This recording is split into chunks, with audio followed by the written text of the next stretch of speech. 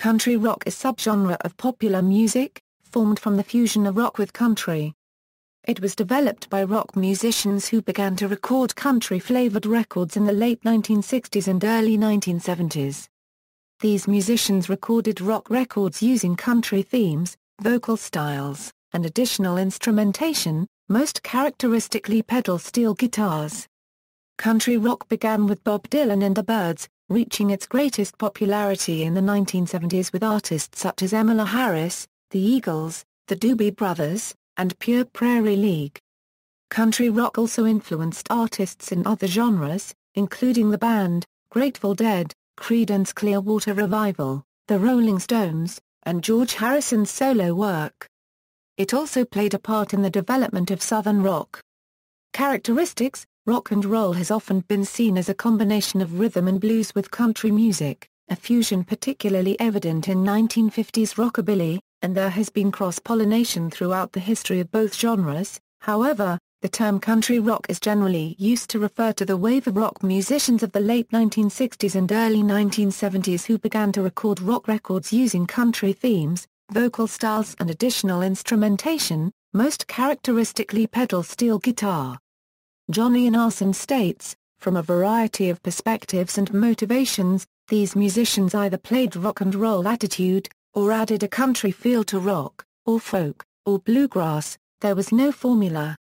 History Origins Country influences can be heard on rock records through the 1960s, including the Beatles' 1964 recordings I'll Cry Instead, Babies in Black, and I Don't Want to Spoil the Party, the Byrds' 1965 cover version of Porter Wagoner's Satisfied Mind, on the Rolling Stones' High and Dry, as well as Buffalo Springfield's Go and Say Goodbye, and Kind Woman.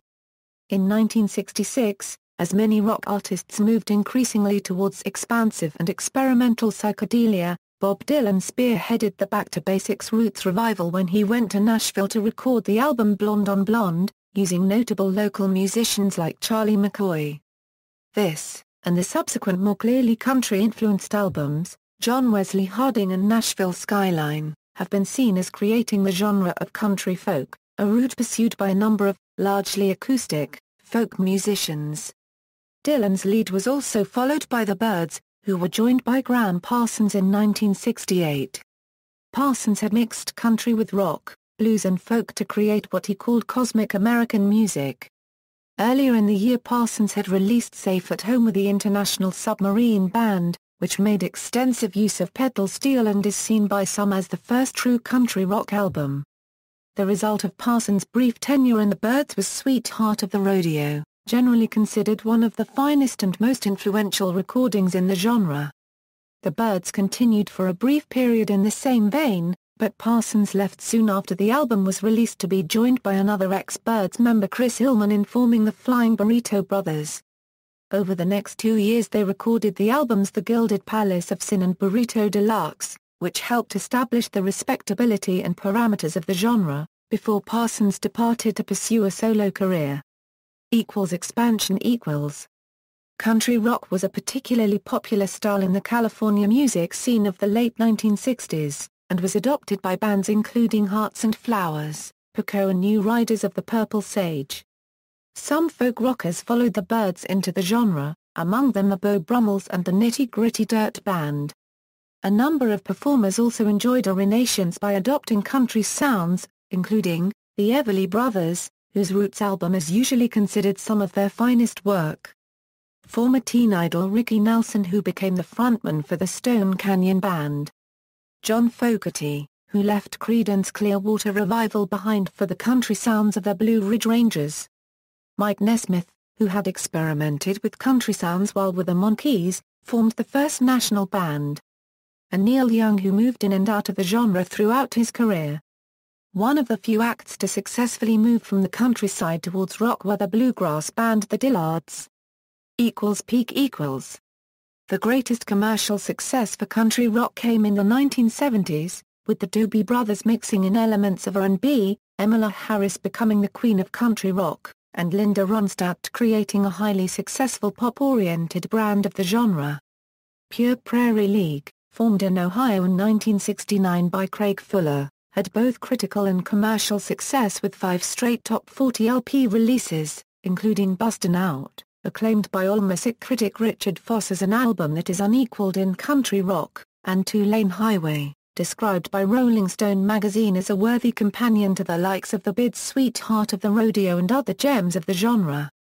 Former members of Ronstadt's backing band went on to form the Eagles, who emerged as one of the most successful rock acts of all time, producing albums that included Desperado and Hotel California. Legacy. Outside of these handful of stars, country rock's greatest significance was on artists in other genres, including the band, Grateful Dead, Creedence Clearwater Revival, the Rolling Stones and George Harrison's solo work. It also played a part in the development of Southern rock, which, although largely derived from blues rock, had a distinct Southern lilt, and it paved the way for parts of the alternative country movement.